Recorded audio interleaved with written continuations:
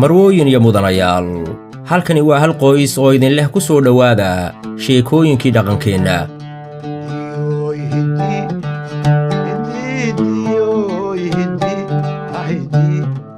waxaa la yidhi waaba waxaa jiray hal qoys oo ka kooban nin iyo xaaskii kuwaasoo ku noolaa baadiyaha Soomaaliyeed qoyskaas oo aan wax ubada lahayn waxay haysteen xoolo ay dhaqdaan muddo kadib reerkii waxaa u dhashay wiil yar oo noloshoodii farxad iyo reerayn ku soo kordhiyey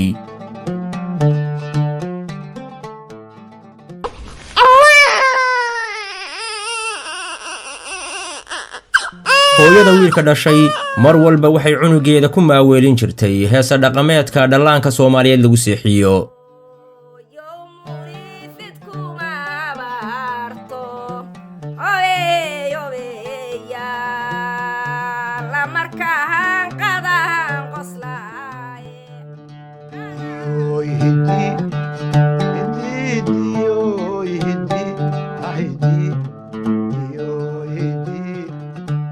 sanooyin kadib wiilkii wuu weynaaday oo wuxuu noqday nin xooggan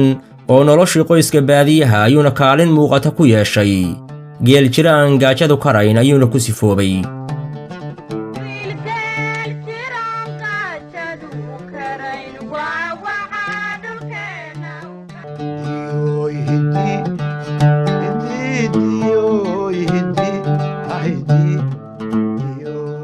wiilkii baa yidhi berigii dambe aabbow inaan guursadaan rabaa waa yahay maandhe hase yeeshee marka hore ay soo tusin intaad guursanaysid buu ku jawaabay aabbihii yeelay aabbe buu yidhi wiilkii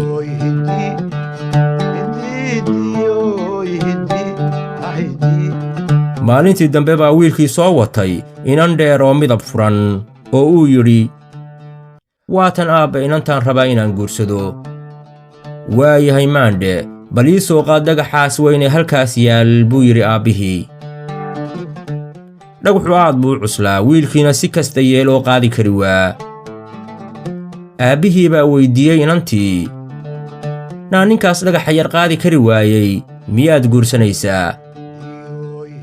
waxay tidhi haba yaraatee kan guursan maayo kadibna way iska dhaqaaqday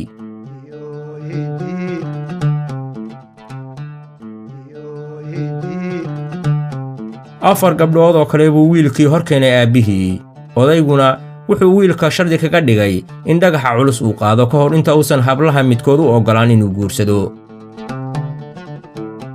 wiilkii si kasta yeel oo qaadi kari waa dhagaxii cuslaa gabdhihiina sidaa awgeed way wada diideen inay xila u noqdaan ninkaas tamarta liita ee waxmataraha ah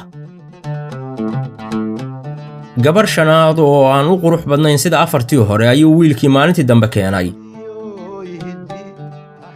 kadibna wuxuu u dhaqaaqay dhanka dhagaxii cuslaa ee shardiga guurkiisa ku xidhnaa markii gabadhu aragtay in wiilku uusan qaadi karayn dhagaxa weyn ayay la qaaday kadibna waxay soo agdhigeen odayga cagihiisii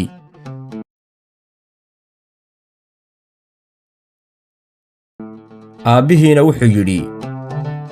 waa taas gabadha u qalantaa inaad guursato hablihii kale kulamay qaadin dhagaxa tanise way kula qaaday iskaashigu waa gundhiga nolosha qoyska buu yidhi aabbihii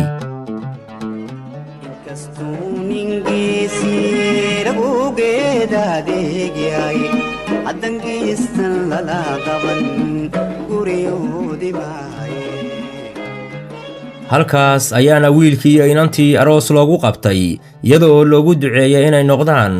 hal qoys oo nolosha ku wadaaga farxad iyo iskaashi